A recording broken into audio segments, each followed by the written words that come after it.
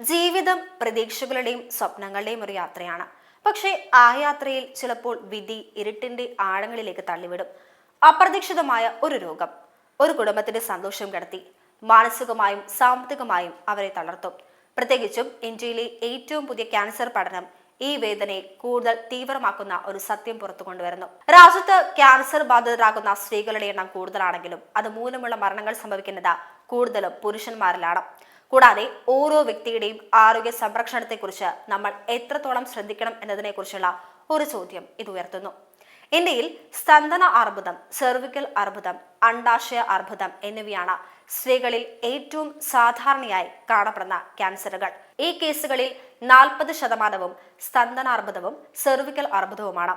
ഇന്ത്യയിൽ സ്ത്രീകൾക്കിടയിൽ രണ്ടാമതായി സാധാരണമായി കാണുന്ന ഒന്നാണ് സെർവിക്കൽ അർബുദം. ഹ്യൂമൻ പാപ്പിലോമ വൈറസ് എന്ന അണുബാധയാണ് ഇതിന് പ്രധാന കാരണം. കൂടാതെ ഹോർമോൺ സംബന്ധമായ അർബുദങ്ങൾ വർദ്ധിക്കുന്നതിന് പ്രധാന കാരണം ആധുനിക ജീവിതശൈലിയിലെ മാറ്റങ്ങളാണ്. വൈകിയുള്ള ഗർഭധാരണം, മുലയൂട്ടൽ കുറയുന്നത്, അമിതമായ വണ്ണം, വ്യായാമക്കുറവ് എന്നിവ ഇതിൽ ഉൾപ്പെടുന്നു.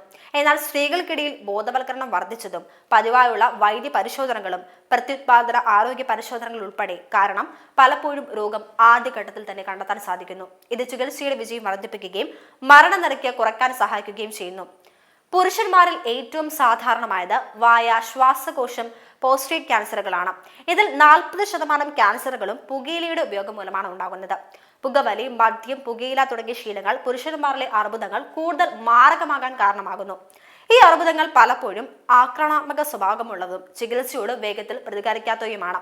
കൂടാതെ പുരുഷന്മാർക്ക് രോഗലക്ഷണങ്ങൾ അവഗണിക്കാനുള്ള പ്രവണത വളരെ കൂടുതലാണ്. അവർ നേരത്തെയുള്ള പരിശോധനകൾക്കോ വൈദ്യസഹായം തേടുന്നതിനോ മടിക്കുന്നു. ഇത് രോഗം മൂർച്ഛിച്ചതിനു ശേഷം മാത്രം ചികിത്സ തേടാൻ ഇടയാക്കുന്നു. ഇത് മരണസാധ്യത വർദ്ധിപ്പിക്കുന്നു.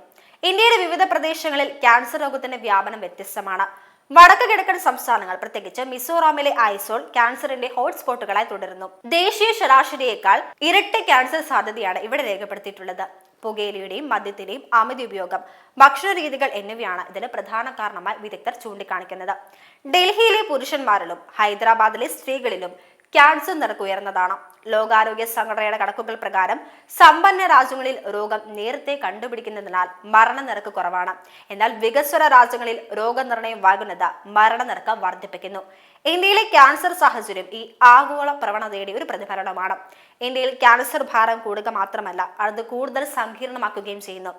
ജീവിതശൈലിയിലെ മാറ്റങ്ങളും പരിസ്ഥിതിപരമായ ഘടകങ്ങളും ആരോഗ്യപരമായ അപകട സാധ്യതകളെ മാറ്റിമറിക്കുന്നു. ഈ സാഹചര്യത്തിൽ പ്രതിരോധ നടപടികൾക്കും നേരത്തെയുള്ള രോഗനിർണയത്തിനും ആരോഗ്യപരമായ ശീലങ്ങൾ പ്രോത്സാഹിപ്പിക്കുന്നതിനും കൂടുതൽ ഊന്നൽ നൽകേണ്ടത് അത്യാവശ്യമാണ്. ബോധവൽക്കരണവും മെച്ചപ്പെട്ട ആരോഗ്യ സംവിധാനങ്ങളും മരണനിരക്ക് കുറയ്ക്കുന്നതിന് അനിവാര്യമാണ്.